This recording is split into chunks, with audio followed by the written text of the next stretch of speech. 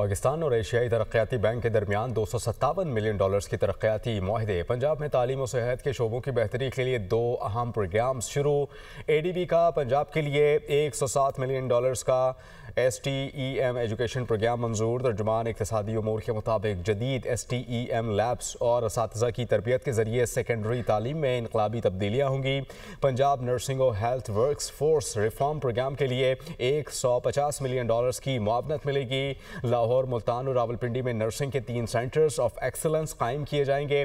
ADB کی معاونت پائیدار سماجی ترقی میں سنگ میل ثابت ہوگا۔ اس کے علاوہ معاہدوں پر سیکریٹری اقتصادی امور محمد حمیر کریم، ایشیائی ترقیاتی بینک کی کنٹری ڈائریکٹر ایما فین نے دستخط کیے۔ حکومت پنجاب کی جانب سے سیکریٹری اسکول ایجوکیشن ڈپارٹمنٹ اور secretary specialised health care department نے دستخط کیے۔